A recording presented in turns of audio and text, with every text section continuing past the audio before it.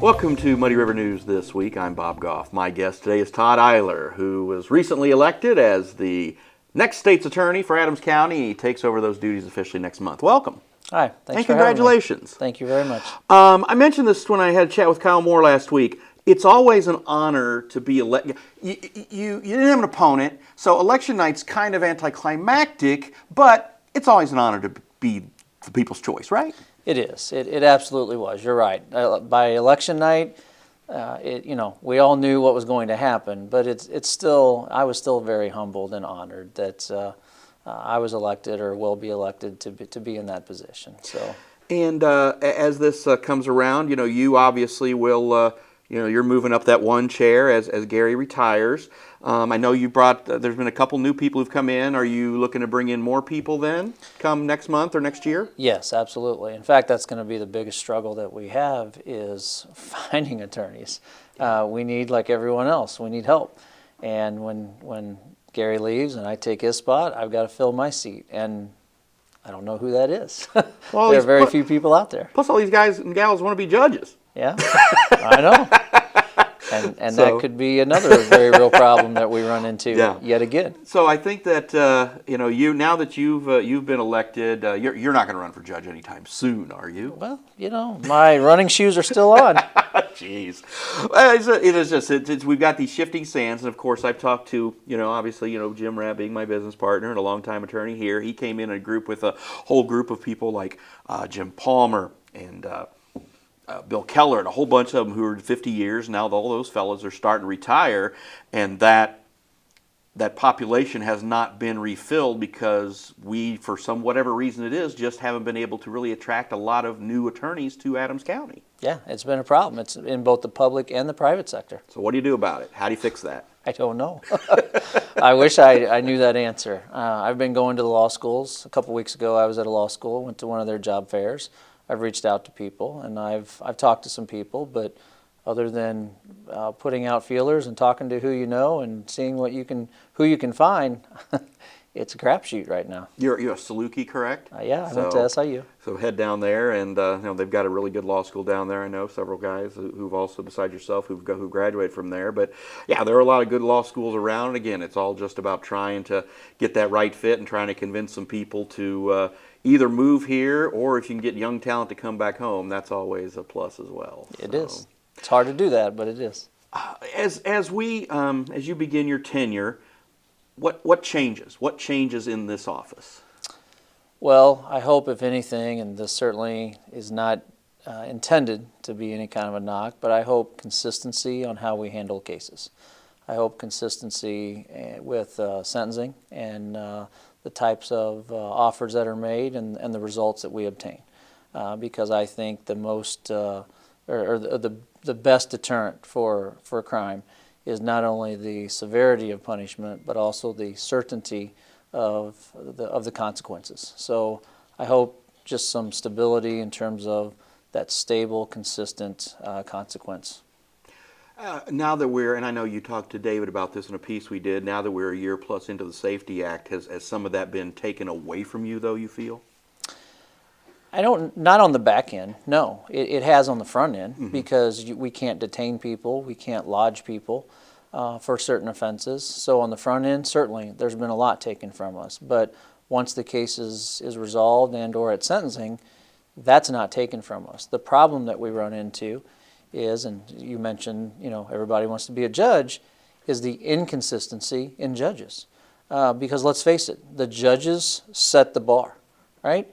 If the judges are only imposing a sentence for X number of years in a particular case, why should our offer be 10 times that or much more than that? Because if they're not going to impose or hand down a sentence, our offer doesn't matter. So we have to get the judges to understand that they really set the stage.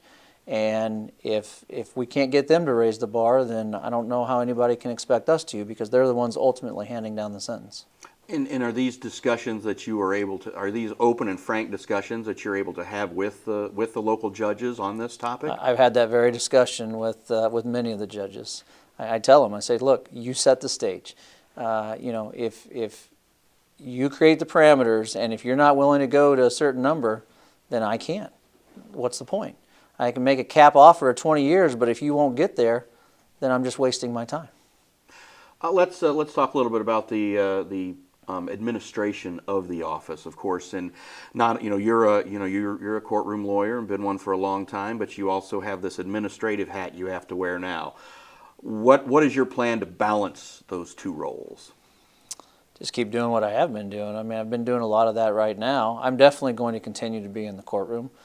Gary took a back seat to that a lot. He stopped going into the courtroom, which was fine, but one, we're not going to have the staff that I can do that, and two, I like continuing to be in that courtroom to know the feel and what's happening in the courtroom and the way cases are being dealt with and handled. So I plan on continuing to stay in the courtroom and doing all the administrative stuff that I need to in the background.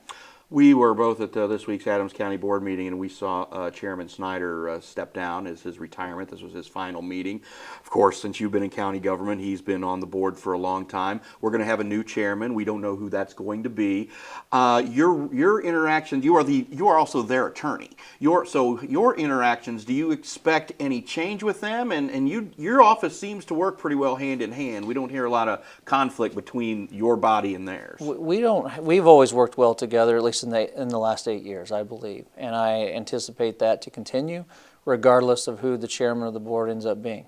We provide the legal counsel for the county, and if they want us to do something, that we will look into it, we will do it, but they also need to know, and I think they do know, that if they want us to do something that is not appropriate or that we can't do, I will tell them that. I will tell them that this is not the way to go, we can't do this, and if that creates conflict, that creates conflict, because that's what we are there for, to give them legal advice, whether they like it or not. And they also have to provide you with the resources to do your job, which is primarily on the financial end. So when we talk about trying to hire those new lawyers and bring them in, I know the county said, I think salaries went up about 4% in this new budget, but I also know Gary worked real hard to sort of kind of keep raising those levels as well to be somewhat competitive. Yes.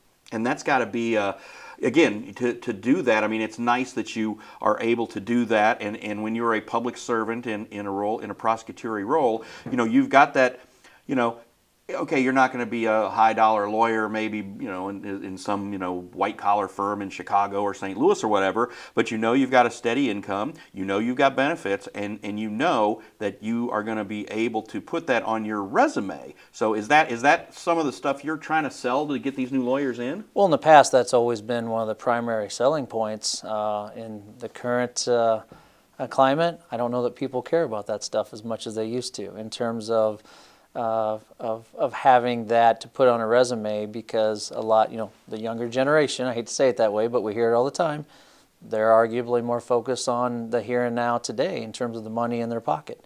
Not everybody, but that's a reality. It's a different time frame, and the people that were at one time looking for that long-term stable employment have the retirement and the benefits. I think that has changed a bit. Yeah, a lot of young people who come aboard in smaller companies and other companies these days, within 6 months, it's like, well, do I get to be the vice president? Do I get to run the company now?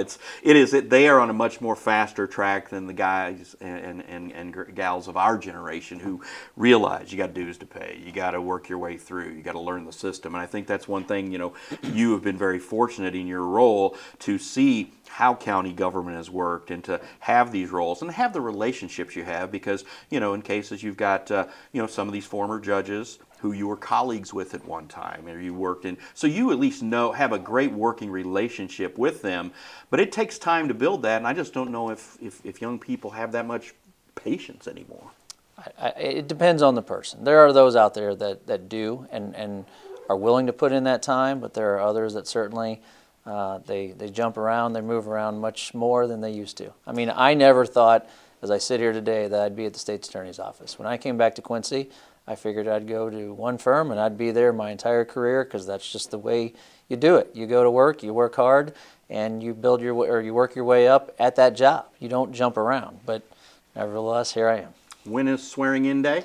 December 2nd. All right. Well, we will see you on that day. And again, congratulations on the win and best of luck running the Adams County State's Attorney's Office. Thank you very much. That's all the time we have for now. I'm Bob Goff. Have a great week.